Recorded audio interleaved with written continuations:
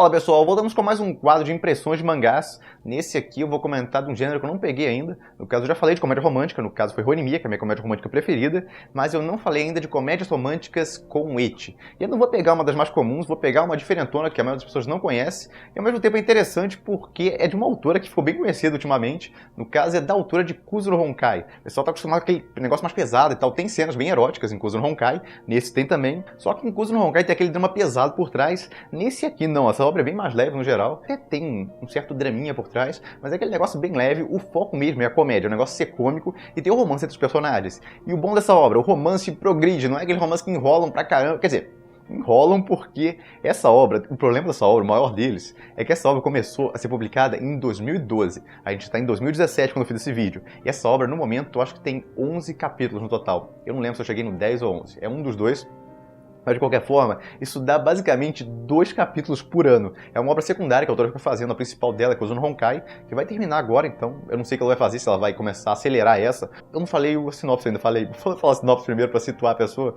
Bom, a história acompanha um garoto que é apaixonado pela amiga de infância dele, e os dois foram separados porque ela foi colocada em uma escola de elite, pelos pais dela, que são ricos. Aí ele começa a estudar igual um louco para conseguir uma bolsa de estudo para entrar nesse colégio. Aí anos depois ele consegue se reencontrar com ela, no caso nesse colégio, só que ela fica fingindo que ele não existe, ela fica ignorando ele não consegue entender o porquê. Depois os dois acabam entrando em um evento sobrenatural que liga o quarto deles, e aí começam a revelar várias coisas. A protagonista é uma tsundere ninfomaníaca ainda, a garota é completamente louca. Quando ela revela o que sente, ela muda completamente. E os dois, por causa desse evento sobrenatural, entram num negócio que 1 hora por dia ela tem que demonstrar tudo que sente. Tira o limitador dela, ela age tudo por instinto, e ela muda completamente de personalidade, ela ataca o protagonista onde tiver. É aí, inclusive, que tá as partes mais engraçadas da obra, apesar de que futuramente Deus começa a zoar com eles também. O Deus com que eles fizeram o pacto para conseguir ligar o quarto deles, começa a sacanear a relação deles também, de certa forma. Como essa obra vai mais longe no ecchi, ela tem como elaborar algumas piadas que outras obras não têm como trabalhar. A piada, por exemplo, da protagonista feminina indo no banheiro lá, ela tem um kit para pensar no protagonista, que tem a escova de dente dele, que ela roubou, tem uma cueca dele, tem um bando de coisa dele lá, tem um bando de foto dele na parede, que ela usa enquanto fica se agradando lá. Ela chega lá no banheiro e olha, o que eu vou usar hoje? Tem várias piadas desse tipo, piadas mais pesadas. Tem, por exemplo, uma hora que o Deus que ligou o quarto deles proíbe eles de interagirem, mais precisamente copularem, e aí a garota fica completamente maluca, ela fica girando no chão lá, ela não aguenta. Como ela é uma ninfomaníaca, esse tipo de proibição é o verdadeiro inferno pra ela.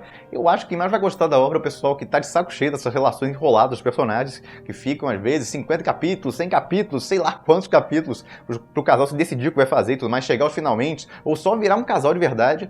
Nesse não é tão enrolado, na verdade, eu acho que demorou. Eu não posso falar que seria um spoiler, mas digamos que nos 10 capítulos que tem, eles chegam a um bando de finalmente, tem bastante na obra até, inclusive é um negócio famoso de Kuzuru Honkai, e tem bastante cena assim, só que não mostra grande coisa. Esse é a mesma coisa, fica bem óbvio que os personagens estão fazendo, mas não precisa de mosaico. A autora fica pegando ângulos que não mostram grande coisa, até por isso não é considerado um mangá adult, é um mangá... O que é um mangá adult? Bom, tem Nozokiana, é um dos mais famosos que tem, é um mangá de drama.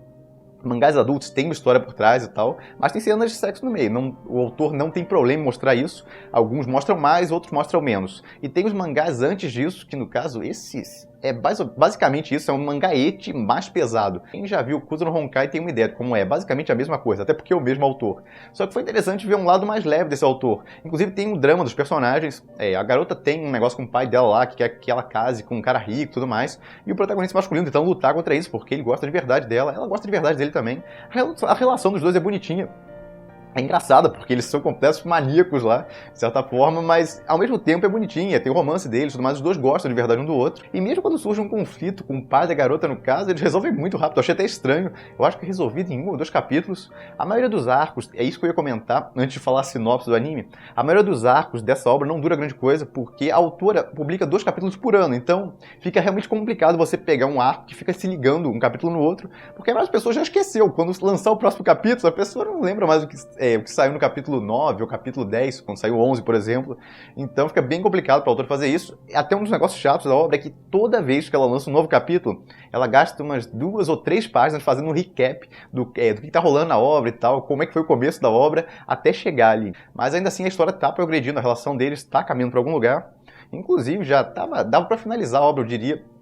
do jeito que tá, mas a autora botou um novo negócio agora, com a irmã da personagem principal sendo uma nova não chega a ser rival, mas um novo empecilho na relação deles. O Deus também sacaneou o protagonista masculino com um negócio lá que ele inventou. Então a obra tá continuando. Eu recomendaria a obra principalmente para quem quer uma comédia romântica diferente do normal, ou gostou muito de Kuzuro Honkai, ou só tá curioso, como é que essa autora faria uma obra de comédia romântica? Tá aí como é que essa autora faria uma obra de comédia romântica? É mais pesado que o normal, o It, bem mais pesado. Eu recomendo essa obra só para algumas pessoas, limitado, só para quem estiver curioso mesmo, porque não tem nada demais na obra, não é uma grande obra e tal.